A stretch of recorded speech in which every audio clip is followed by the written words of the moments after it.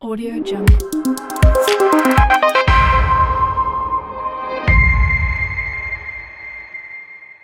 Halo semua, kami mahasiswa Mekatronika Politeknik Agri Surakarta akan menjelaskan proyek kami yaitu Water Filling Controller. Perkenalkan, saya Michael Rizky Dwi Cahyo dengan NIM 2019-2049 dari kelas 2A dengan nomor absen 11. Di sini saya bersama dengan rekan saya yaitu ada James Levi Pranoto Kawojo dengan NIM 2019-2036 dari kelas 2A dengan nomor 8. Dan ada juga LVG Evan Renando Widarama dengan NIM 2019-2025 dari kelas 2A dengan nomor 6. Kita tahu bahwa kebanyakan orang mengisi sebuah tandon air secara manual dengan bantuan pompa air. Terkadang orang-orang mengisi tandon sambil mengerjakan hal lain agar tidak membuang waktu percuma. Tetapi apakah pernah terlintas di pikiran kita lupa untuk mematikan pompa air yang mengisi air sampai melebihi kapasitas dari tandon? Itu sama saja membuang air secara cuma-cuma, dan hal itu sama saja dengan pemborosan listrik. Oleh karena itu, kita membuat alat yang dapat mengisi ulang air pada tandon jika sudah mencapai batas minimal volume air yang tersisa, dan akan berhenti mengisi saat menyentuh volume air yang ditentukan. Pada kesempatan ini, kami akan menjelaskan tujuan, manfaat, komponen, dan sistem kerja dari water filling otomatis. Tujuan kami membuat proyek ini adalah yang pertama, untuk memenuhi tugas teori teknik digital. Yang kedua, mengembangkan cara berpikir, ide, gagasan, dan kreativitas dalam diri kami. Yang ketiga, mengaplikasikan pengetahuan kami tentang teknik digital dalam bentuk software. Yang keempat adalah melatih kerjasama dalam kelompok. Manfaat kami membuat proyek ini adalah yang pertama, meminimalisir pemborosan air dan listrik. Yang kedua, memudahkan dalam pengisian air. Yang ketiga, meminimalisir air meluap atau air berlebihan. Yang keempat, menghemat waktu dalam kegiatan sehari-hari. Selanjutnya, untuk komponen dalam proyek ini yang kita pakai akan dijelaskan oleh rekan saya yaitu LVG Evan. Selanjutnya, saya akan membahas komponen-komponen yang kami gunakan beserta fungsinya. Untuk baris pertama, di pojok kiri atas terdapat resistor yang berfungsi sebagai penghambat arus listrik. Di sebelahnya resistor terdapat 7 segmen yang berfungsi sebagai indikator pada rangkaian.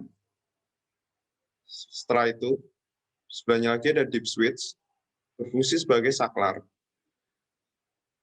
Sebelah deep switch terdapat push button yang berfungsi sebagai pemutus atau penyambung arus listrik dari sumber arus ke beban listrik.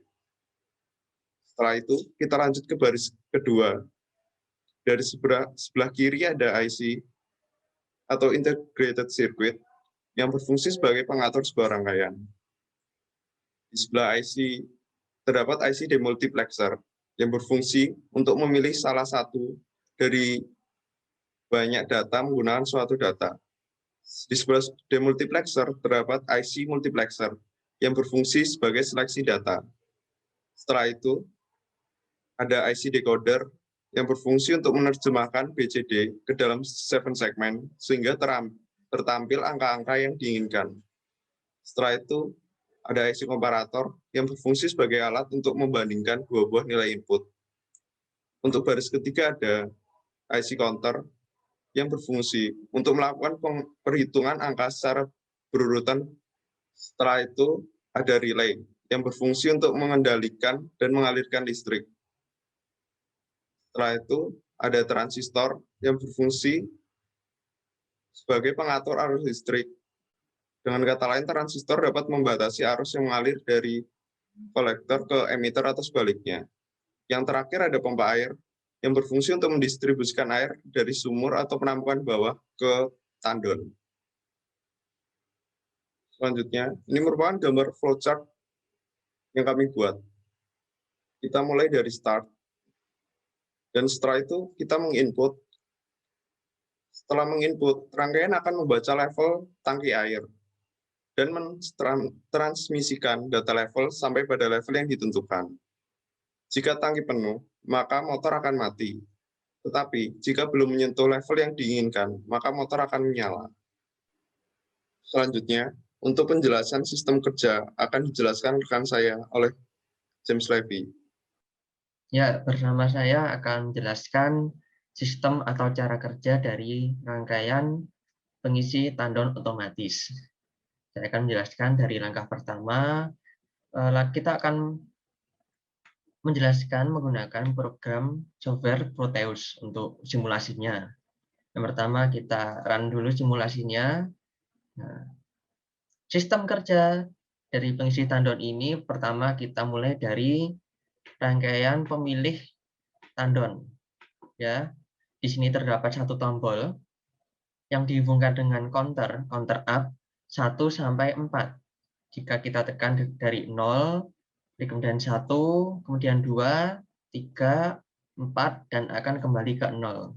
Nah, di dalam rangkaian simulasi kami mengasumsikan terdapat 4 buah tandon, sehingga kita hanya membuat counternya 0 sampai dengan 4. Nah, kemudian ada juga rangkaian pemilih level ketinggian air. Jadi dalam sebuah tandon kami bagi menjadi 4 level.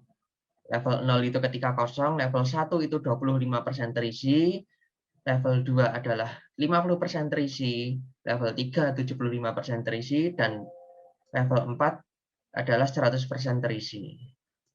Oke, langsung saja kita simulasikan. Pertama, misal di sini kita memilih untuk mengisi tandon 1, maka kita klik di sini push button-nya, pencet push button-nya sehingga tertampil angka 1 di sini. Kemudian misalnya kita ingin mengisi sampai dengan 25%. Nah, maka kita pilih di sini 1. Nah, kemudian kita lihat di sini. Nah, untuk di bawah ini, paling bawah ini adalah rangkaian pembaca ketinggian atau level air dalam tandon. Ya, bisa dilihat di sini terdapat 5 probe atau 5 ujung ya. Yang paling bawah ini adalah ground. Kemudian di sini adalah probe untuk 25%, 50%, 75%, dan 100%. Nah, untuk rangkaian ini, probe ini kemudian masuk ke transistor-transistor. Transistor ini kemudian dihubungkan ke op-amp, dan op-amp ini nanti mengubahnya menjadi sinyal analog. Jadi untuk pembaca air, pembaca ketinggian air, kami menggunakan rangkaian DAC atau Digital Analog Converter, di mana inputnya ini adalah 1, 2, 3, 4, dan kemudian outputnya adalah dalam satuan voltase 0 volt, 1 volt, 2 volt, 3 volt, sampai dengan 4 volt. Nah, outputan dari rangkaian ini kita beri nama IN1 karena di sini contohnya adalah tandon pertama dari IN1, kemudian kita masuk ke rangkaian penampil dari level ketinggian air. Nah, dilihat di sini ada inputan ya, pin input IN1 yang sebelumnya terdapat sebelumnya outputan dari pembaca ketinggian. Nah, di sini kita juga menggunakan rangkaian op-amp kembali atau rangkaian ADC, Analog Digital Converter, di mana tadi di bawah adalah outputnya analog ya, analog menggunakan voltase.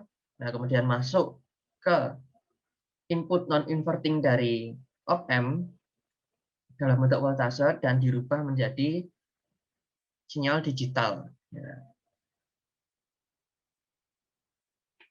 Oke, kita contohkan saja.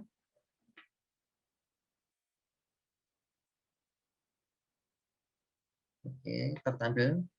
Ya, misalkan kita di sini adalah 0 ya. Nah, ketika tidak ada air, maka di sini akan tertampil 0 atau air kosong. Kita coba untuk 1. Nah, jika di sini tertampil 1 atau air menyentuh probe pertama, nah, mengindikasikan bahwa air di kisaran 25%. Kemudian jika air naik lagi hingga menyentuh probe 2, maka di sini akan tertampil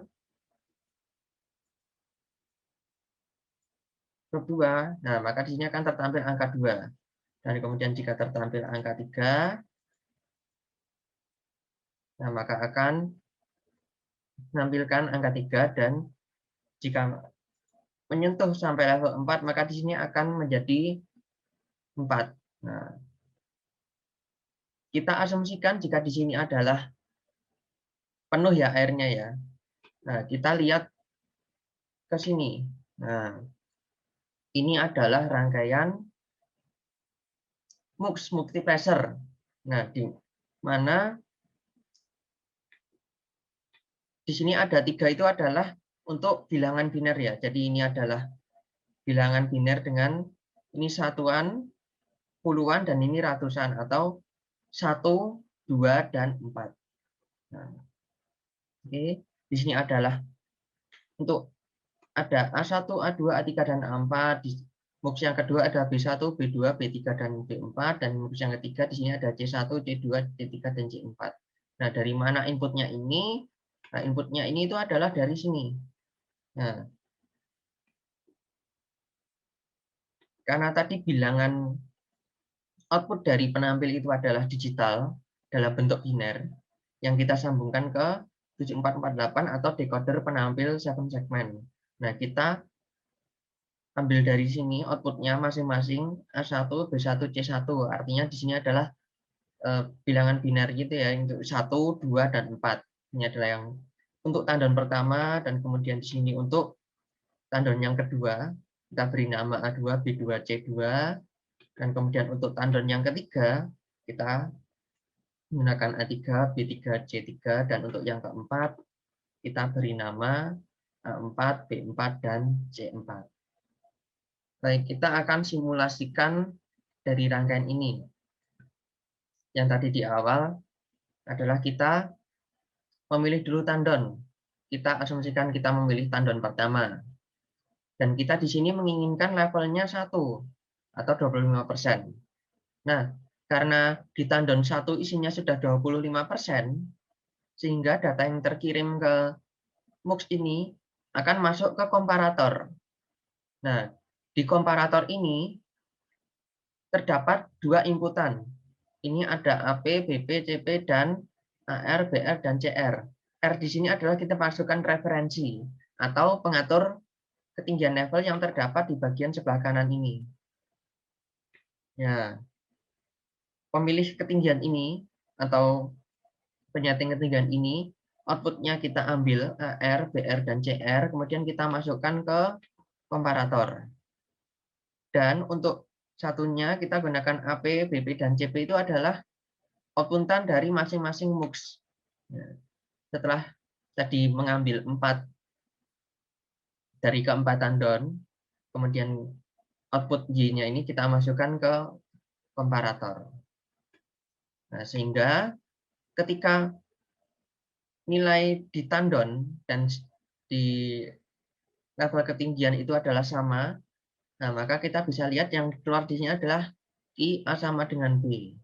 Nah, sedangkan untuk mengaktifkan motor, kita harus memilih yang di mana tandon harus lebih sedikit daripada level ketinggian yang kita setting.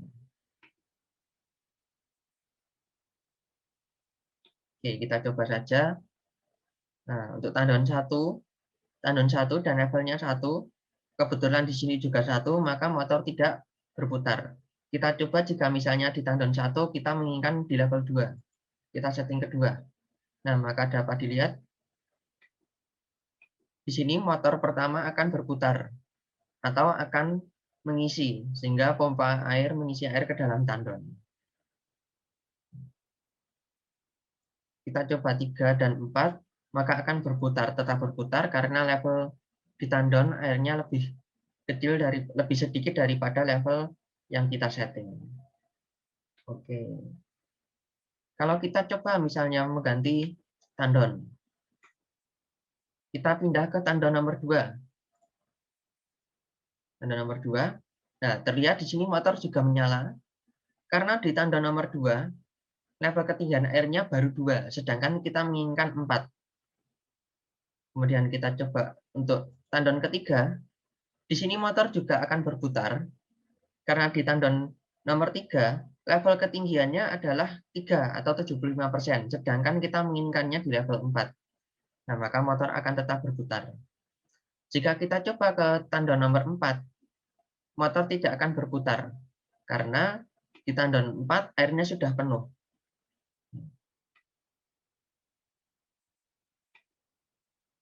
Jadi kurang lebih seperti itu untuk cara kerjanya. Semua sistem di sini adalah terintegrasi, di mana setiap MUX, DEMUX, dan komparatornya, atau baik level ketinggiannya, kita menggunakan acuan selektor dari inputan atau pemilih tandon. Ya, sekian penjelasan kami terkait water filling controller yang kami kerjakan. Semoga penjelasan dan proyek kami ini dapat menambah wawasan bagi kita semua dan berguna bagi kemajuan teknologi kehidupan sehari-hari. Jika ada kesalahan dalam perkataan atau kekurang jelasan kami dalam menjelaskan, kami meminta maaf. Salam Mekatronik. Salam.